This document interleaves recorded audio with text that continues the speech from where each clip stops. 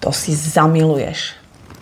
Sleduj. Potrebujeme na to 300 g mandlovej múky, 4 vajíčka, ja kupujem v biokvalite, 1 natierkový syr Philadelphia, ten je najlepší, 4 lyžice roztopeného masla a potom už iba sladidlo. Ja uznávam erytritol alebo xylitol, prípadne stevia, 120 g tohto sladidla ovocného, štipku sody bikarbóny, trošku soli. Do 4 vajíčok pridáme 4 lyžice roztopeného masla, cukor, teda erytritol, nie biely cukor, štipku sody bikarbóny, asi toľko a posolíme. Trošku, aby to dávalo tú správnu chuť.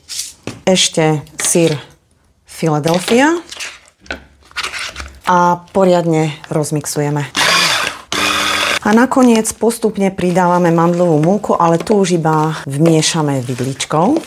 Ja ešte pridám kvalitnú vanilkovú arómu so stéviou, čiže len naozaj také 2-3 kvapky. Toto je fakt veľmi kvalitná. A poriadne premiešame, až budeme mať takúto homogénnu hmotu. Naplníme do foriem. Už nechám na vás, akú formu zvolíte. A pre zaujímavosť ja robím dvojfarebné, to znamená, že polovicu nechám takúto a polovicu pridám trošku kaká a mám hneď aj čokoládové. Z tejto dávky vyjde zhruba 12 úžasných mandlových muffin bez múky. Dáme zapiec na 175 stupňov zhruba takých 20-25 minút. Samozrejme musíme kontrolovať.